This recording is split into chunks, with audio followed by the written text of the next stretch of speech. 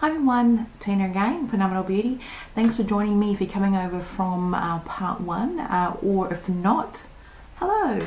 Anyway, let's get into it. So what I'm going to go is sort of work my way around through the rest of the face brushes, the Kabuki, the sponge, and then the eye brushes. But like I said in the last one, I'll link them down below. I'll put down below which brushes in the order, so if you just want to skip through, not a problem. Anyway, the first three I'll start off with are ones from a set, and they're the only ones as far as I know that have a beautiful white ferrule. I think these look really classy for some reason, that's just me, but I think these were limited edition or originally limited edition. I keep seeing them on iHerb, which is where I got this set. Did come really nicely packaged. They do have that plastic packaging. This came in a nice sort of foam sort of case they were, or molded case they were sitting in, so it's nice for a present as well. But these are all those sort of duro fiber brushes, or you can see. This is one that I have used for ages. It's the F15 one from Sigma. You can see it's been around a long time. But yeah, so you've got a little small one, and this is called the duro fiber eye brush for various reasons. I do find though I haven't really honestly used this too much around the eye, like for maybe, you know, you can use it if you want in the sort of crease. You could try and pack on the powder, but because of that sort of tapered edge, it'd be probably better if you sort of blending it around your crease. It's fine. It's not too spiky, so you can sort of get away with that. Because I've got so many other softer natural bristle ones, which is what I prefer to sort of blend in around the area, I use those, but it's still a good little one to use. Also, if you want to place highlight, if you want to sort of set powder under your eye, you can use it for there as well. There's no reason why you can't. To sort of place powder contour, you could do cream contour as well. Obviously wouldn't give a finer edge as some of the sharper edged brushes, but you can still do that as well. Again, it depends on what surface area, what you're doing. You can even sort of set around concealer or corrector. You can do that as well with this one. And same thing, because it is synthetic, you could use it in your face prep. If you've got like a very, it's not emollient, but it's a very sort of creamy, thick sort of eye cream, you could just sort of dab it around here. Again, it depends how much area you've got to work with. You could do that as well if you want, or if you've got like a nice liquid concealer, you could sort of dab it in, and then, you know, obviously use your fingers for the rest or what have you. Again, up to you. It's a nice little brush, and again, nice in the set. The next one is the contour brush. For obvious reasons, if you want to sort of contour with liquid or cream, you can also do it with blush as well. You can even use powder. There's no reason why you can't. Even though it is synthetic, it's just that you'd get like a smoother edge with like maybe a natural bristled one, or it would sort of what am I trying to say, you'd actually get more on attaching to of powder to the natural bristle ones than you would the synthetic, and that's why you get like the smoother application with the natural. But yeah, it's still a good little brush to have. You can use it for highlighting as well. Again, skin prep, if you maybe using a lotion with radiance in it or some sort of highlight, you can sort of dab it on there, blend it in. Again, you can sort of dab and then blend, because it's nice and soft. These are very soft though, so you can sort of do all that. Same thing as you would this one. This is called the face brush, so you can use it as a proper foundation brush. I have tried to use it on other people's smaller sort of faces, or, you know, with less larger areas to work with, and it didn't quite work. It's great on my face. You can see I can get around everywhere. I'm very wide, unfortunately, or fortunately, however you want to look at that. You can use that well on cream, mousse, liquid, stick. I do find this works better with your lighter ones like your mousse or your liquid, as opposed to your stick or your thicker cream ones. But it's still good. They all wash up fine. Being synthetic, I haven't had any problems with any liquid or anything sort of staying in there. I've had a little bit of fallout with this larger one. Maybe it's just because I noticed it because of the tone, but I haven't seen any bleeding with these brushes. And I've even used, I find the Sard's laundry soap that I wash with, or that I now wash my brushes in, or deep cleanse them in, I find that I've gotten some brushes, my old ones, some of my Sigma ones started to bleed, whereas using the shampoos and the other cleansers, they were fine. But I haven't had that issue with these ones. Next one's another small face brush. It's the pointed foundation brush. as you can see. It's like a foundation brush. This is like a larger one, but it's very tapered, as you can see. So again, this might be a little bit too small for my face if I'm doing my foundation, but it might be great on someone that's very finely angled and quite petite. It might be great on that. Or if maybe you've got just a couple, you may be sort of doing cream foundation or something, just you're setting a concealer corrector, you can sort of just lightly do it depending where you are doing it. You can do that. They're not too hard, but they are again slicker and a little bit sturdier or harder than some of the other ones because it is that foundation sleeker bristles.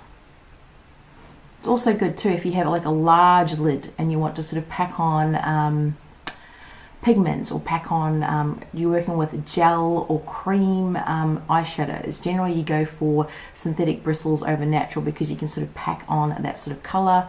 And then you could use another brush to blend in if you so wish. It really does depend what you want to achieve. Or maybe you've got some eyeshadows that aren't too well pigmented, dry, you want to use them wet, you can maybe use something like this and pack it on. It really depends how much area you've got to work with, but it's great if you want to get a cut crease. Maybe if you're doing that, wow, you can get a nice sort of line with that as well. You can, even if you're blending out something under the eye, you can do that with this one because it's just soft enough, but it's firm enough as well to work with those liquids and creams and stuff. Next one is so cute. I always smile when I see this one for some reason. This is the Deluxe Crease brush. And you can sort of see why you might use it sort of for that. You know, you can sort of blend, you can buff around. It's like a mini little buffer brush like that. The Expert Face brush. It's kind of like its little tiny little cousin. You can see why I make that comparison, but obviously that's where it ends. This is tiny, so you can use it for lots of different reasons. I really haven't found too much to use it for, but I do prefer, I keep it in my kit. I like where I'm sort of, like something like this where I need to conceal. I might do my corrector or my concealer, and then I might blend. It's nice and soft, and it's got that nice round edge. It can sort of get that, diffuse all of that foundation or concealer around it so it blends in to the skin, and it doesn't look like you've just plopped on something on top. So you can use it for that as well. Same thing if you've got anything else to blend out, because it's so small, you can use it on maybe someone that's finer bone, smaller, and it's nice and soft. Maybe someone that's got more texture to the skin as well. If you're working around this delicate eye area and you want to blend in concealer or corrector, this is great because it's got that sort of rounded edge that you might want to do that. You know, buff in very gently, just really lightly, if you so wish. Or pigments, pack it on, spray it, pack it over. You can use it for that. But generally, I've only found it, I don't find it too good on mine, even though I've got a hooded, or it's getting there, hooded sort of eye to sort of blend in. You know, if I've done something maybe a smoky eye and it's like, whoa, too much, this is great because it's got that larger surface area. I can really blend in quite quickly. But I do prefer ones with a much more tapered edge, like my Raven Morris ones, and they're natural bristles as well. I'm using powders, but it's still a good little all-around brush. But I'm not like a must-have. The next one is the base shadow brush, and you can sort of see why. So it's where you can pack on your colour. Oh, let me get that round the right way. If you're maybe doing pigments, pack, gel. If you've got powder, you might sort of, depending on how the eye is shaped, dab it on, pack it on. You can get a nice cut crease. You can place your highlight on your brow bone if you want. You can blend under here. It reminds me of, what is it? Is it this one? This is that large one, the setting brush, where I was sort of using all that. You can use this as well if it's like a smaller area you've got to work with. This is fine on me, but this one too, you can use it for that. It's also like the one, the Duro Fiber eye brush. You can sort of see why I make the comparison, just because it's a small eye brush. But this is just flatter and smaller, which is why they suggest it for eyeshadow. And there, you could use, you know, your crease to get a nice defined edge. You can blend it around, so it's good for your crease. You can do your V. Maybe if you're putting powder over your liquid liner to set it, tap it on there. Again, a good little brush. The next one is the brow brush. Now I was hoping this would be like a little savior for my brows. I've tried pencil and powder and gels and everything on my very sparse sort of brows, but I'm just trying to get more over where, you know, it's not growing. But I mean, it's great. As you can see, it's very unique. I've got other sort of angle brushes that are very like smaller, their surface area, they're flatter, but this is like two little angled ones pressed together, and it's got that wider area on the top. And it's also, again, synthetic. It's quite stiff though. It's like literally the stiffest one out of these. It's very stiff. And guess why? You can obviously get powder and you could sort of do that line and blend it out. You could brush them, which is what I have. It's stiff enough you can brush the brow. You can even brush all those little strays away. What I would use my, you know, little disposable mascara ones for, you can use it for that as well. I have tried it, because it's an angle one, I have tried it to do liner. Not so good. It's probably better if I'm sort of just tapping on powder over it or something. Yeah, but you can use it under here. You can just sort of use that first edge or the other edge. Fine. Even for like cream contouring, if you're doing it around the nose or some sort of finer areas, you can use that as well. But again, it's quite a stiff little brush. Not a must-have, I found, for my brows, for what I have or don't have to work with. But yeah, you can sort of make it work if you have it like I do. I still find a use for it. Normally lives in the kit, and again, because I've played with all of them, I have to clean them again, but sort of a little brush. But yeah, and again, if you've got gel or something, you sort of, you know, decant it, tap it out, and you could get that line and then blend it in with it, or feather it. It's good for that as well, because it's so sort of stiff. Last couple I have, and these are like, look how tiny they are. I wish this would focus. It's not really focusing. I'm trying to, for some reason, I'm putting it in front of the viewfinder when I should be putting it in front of the camera. I apologize there.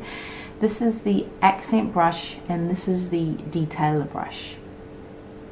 So the accent brush, I haven't looked up a little video on this one, but I've used it for lots of different things, as I have with the little rounded brushes like this, for liquid liner, gel liner, depending on the eye shape and what I want to achieve. On sort of my eye, I don't really bother. I've got a sort of hooded eye. I don't do too much. I've probably done a little bit much today, but hey.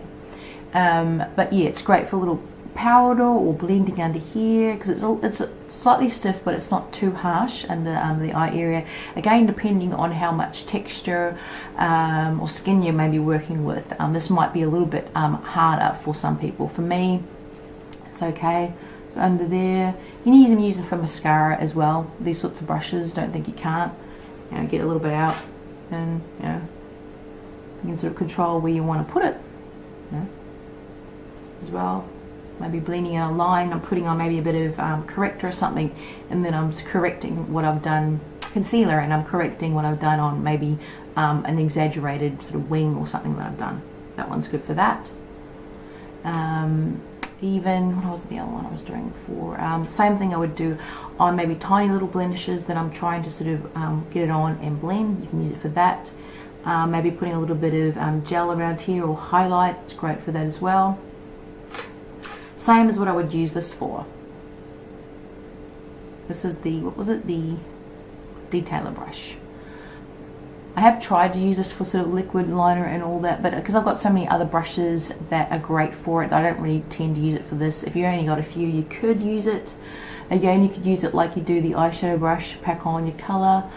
Again, it's quite stiff and sort of sleek, like the foundation bristles that are on the other brushes. I'm getting around there.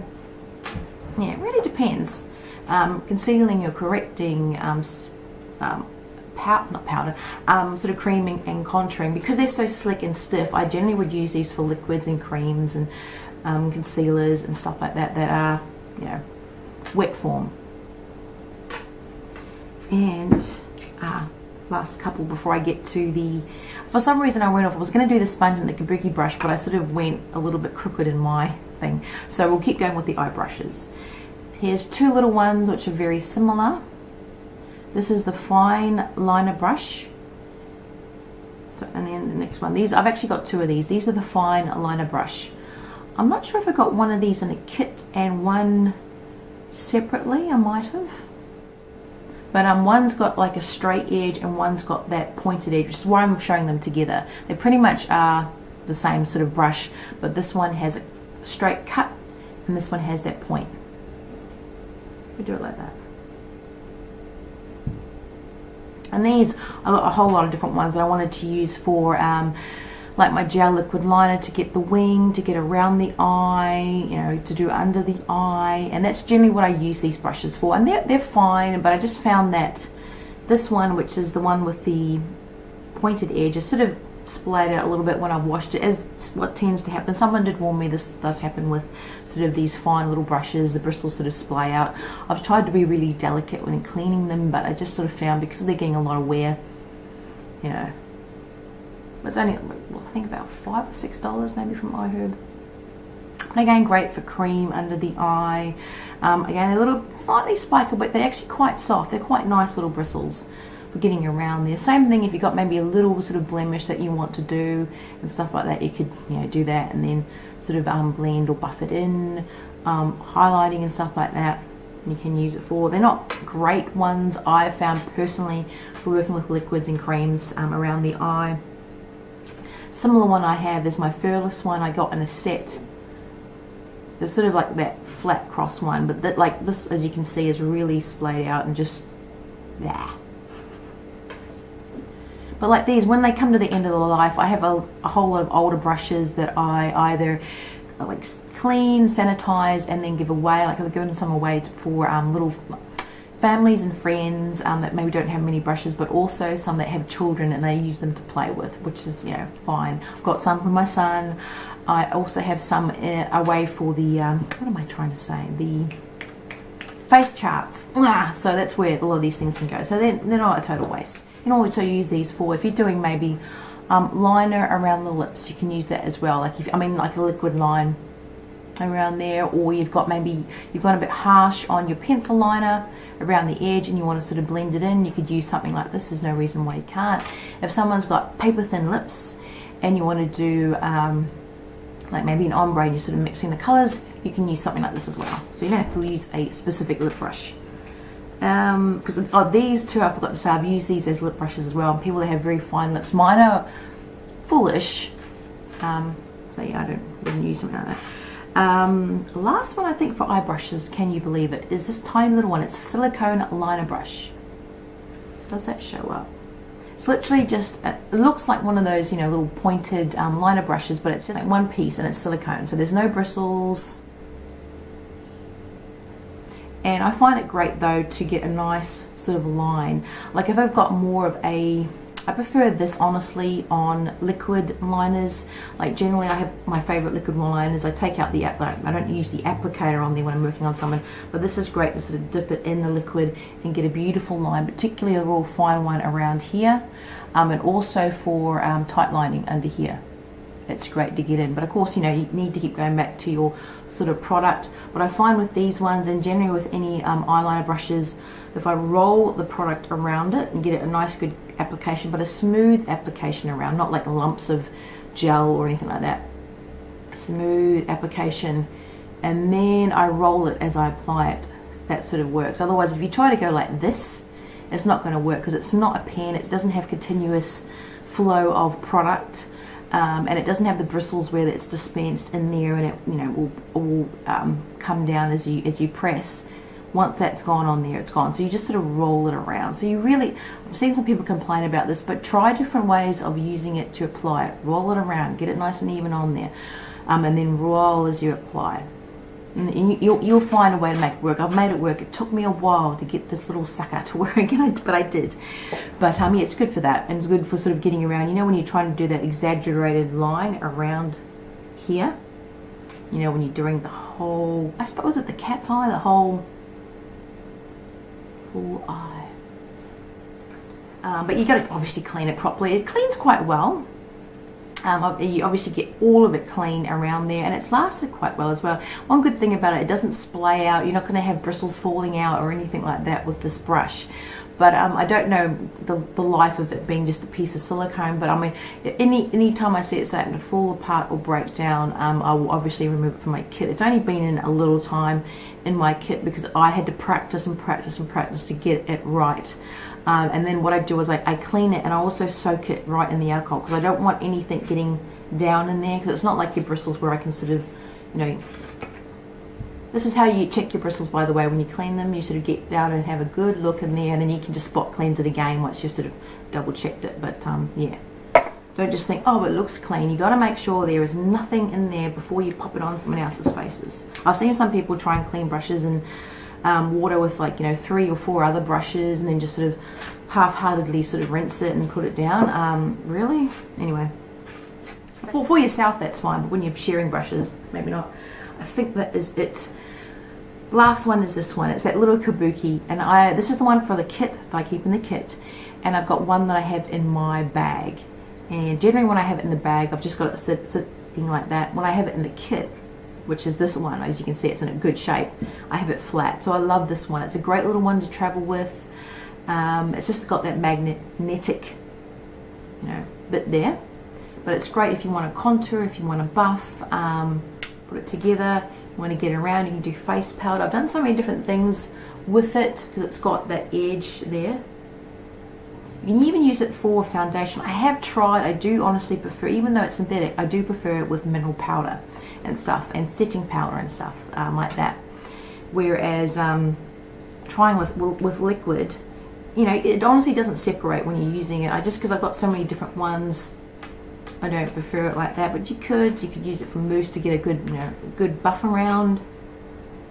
But yeah, just like the versatility of it, great to travel with. Like I said, haven't had any problems with washing it and cleaning it. But yeah, just a good little angle brush. I have similar ones in my Royal Langnickel ones. My got little mini Kabuki brushes, very similar. But like I said, I love how you can do that. Obviously you could squash them and do that as well, but I just prefer just to, it is a bit of a wow factor. Some people haven't seen it and I'm just doing them, and then I flick it open like that after I've spot cleansed it, and then they're like, what did you just do? It's like, yeah, pretty neat. Anyway, that's those. The last one must be the sponge, hopefully. Oh, how do I talk so much? This is this one. So remember, it's called the Miracle Complexion Sponge. And that's pretty much what the packaging is like on a lot of them, but they might have a bit of foam in there. Some of them do have that little brush thing that folds out the little toggle, and you can sit up the brushes. But yeah, it's quite unique. It's a sponge, obviously. I've got the, the Beauty Blender.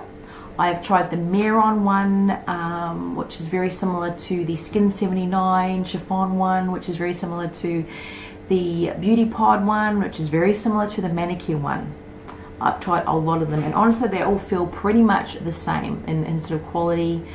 When I'm working with liquids, I do prefer to have them damp. If maybe I'm just buffing in maybe concealer or something, I can use it dry.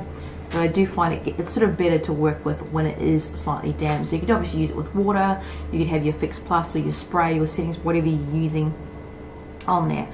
But I'm not 100% sure. It does have that sort of little edge there. It was a little bit squashed in the packet, but there's that little line that goes around there. Reminds me of, I had one, but I had to throw it out. It went really manky. It was the Eco Tools foundation. I think it's called, not sponge, another sponge. I'll put a picture up here if I can find it. I got it on iPerb. It's actually a handled, pretty much looks like this, but it's on a handle. The Eco Tools handle, and it's a bit smaller. It was really gimmicky, and I just couldn't get it to work quite well enough around the sort of face. It didn't really buff up with the water like I like them to. This doesn't really give too much volume when it's damp anyway. This does, the Beauty Blender. So does my Manicure one and some of the Beauty Pod. But it pretty much does the same thing. You get a nice flawless finish with your liquid foundations and that. But because of these little edges, it's great to get around here, depending on the surface area, around the nose, in the corner, as you do with this as well. But this is quite great around the cheek areas and stuff as well. If you're doing maybe highlighter, use it during skin prep as well. You might have a couple of different sponges for different things. around the edges and stuff. It's really nice, but it's really no different to the other sponges that I've worked with, and like I said, the consistency and what you can achieve with it, because you can pretty much bend and mold any sponges, the wedges and everything. These though just feel much more, I suppose, ergonomical, for a better word. Look great, wash up really nicely. This one, as you can see, is really like manky. This is the one that I use on myself, so it's a little bit there. Just prefer the quality of these. Like I said, they feel pretty much the same and achieve the same thing. It's just my mindset maybe. But that is pretty much all the brushes I made it through. I know this has probably been a long two-parter. I hope it was worth it. I just really wanted to be how I am, and when I sort of show things and talk, and I do like an overview of the product, then I do a review on it, I could maybe do a comparison and talk about my sort of feelings on it. Overall, I love the brush range. A lot of them though I don't necessarily need, but I bought them because I got so, you know, wound up in getting it cheaper overseas and sort of the look of the brushes, and I'm a collector and etc. But thank goodness I found a use for a lot of them in the kit, and literally they just stay there. And I think which is quite good too, because I did have some Rain Morris brushes. I don't know if I threw them out or what happened to them, little eye brushes, but hence I just thought, and hearing back from a lot of different makeup artists, ones that actually have, you know, that are actual professionals, they say that they've had brushes sort of disappear and stuff from their kit over time. So I just tend to have a good range of I have high and low end ones in there, but I find it probably more comfortable having sort of these ones that I can easily replace, that don't put me out of pocket that much, and sort of have a good look to them as well. Obviously where I can fit them, I don't have the big powder one in there because it just doesn't fit in the roll. It just takes up too much sort of space in there. Anyway, I hope you enjoyed. If you do like me doing these sorts of videos, if you don't mind me sort of carrying on, if you do like the fact I do, down below I'll try and put as much detail down there as well to make it watchable, so you can skip through if you want. If you like me taking that time, please let me know, like thumbs up the video or comment, let me know your favorite Real Techniques brush or any fails. Let me know that down below as well. It's feedback for everyone, not just for me. And any favorite brushes that you like. Okay, take care.